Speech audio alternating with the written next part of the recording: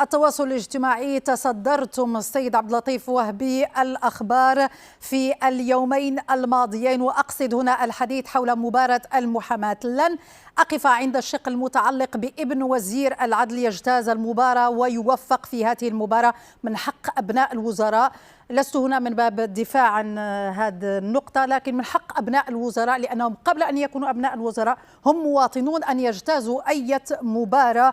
لكن السؤال الذي يطرح: كيف حرص وزير العدل على ضمان مبدأ الشفافية والنزاهة في هذه المباراة التي تفتح في وجه المرشحين من المحامين؟ كيف يضمن وزير العدل هذا الشرط ديال النزاهة والشفافية؟ لا، هناك اولا لجنه مستقله تتابع هذه المواضيع، وفيها ساده قضاة وفيها ساده موظفون بوزاره العدل، وقد خضعت هذه اللجنه لمتابعه اشغالها من طرف الساده النقباء الممارسين في المغرب. اذا ليست هناك اشكال.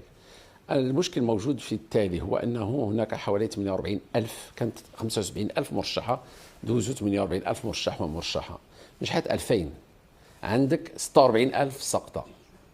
لابد تكون هناك ردود فعل. ولكن فتحت الباب وقلت اللي بغى يطلع على الوثيقه ديالو يطلع على الوثيقه. اذا ثبت ان شخص اخطانا في نقطته او اننا تعمدنا اسقاطه، فانا مستعد لكي اصحح وضعيته وان اقدم له اعتذار رسمي وفي الصحافه الوطنيه حتى تكونوا مرتاحين. ليس هناك شخص حصل على المعدل سقط في الامتحان.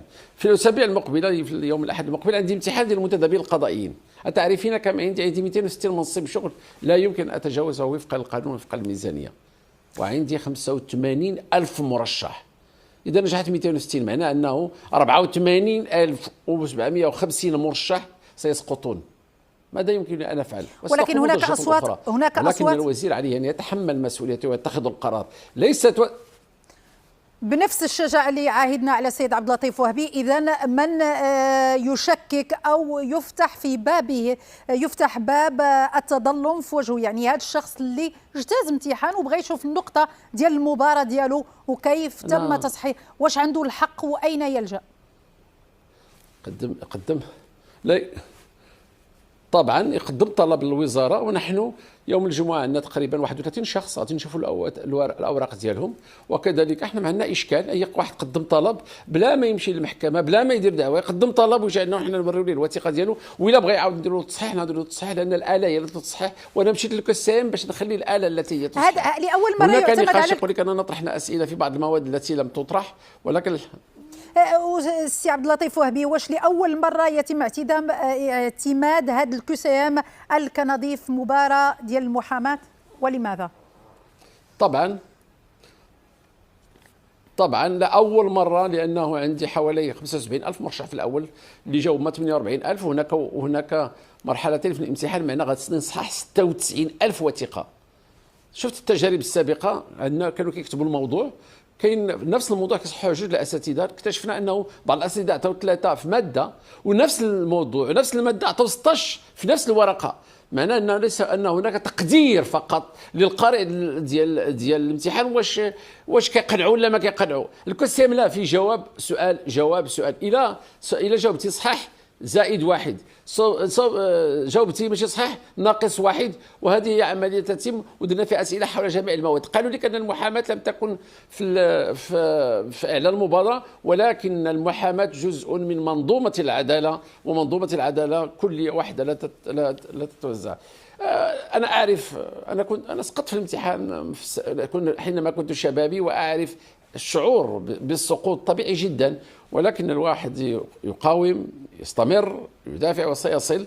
وتأكد بأنه لم نظلم أحدا. إذا كانت الآلة التي ظلمت فهذا غريب، سيكون غريبا أن الآلة ليست لها مشاعر.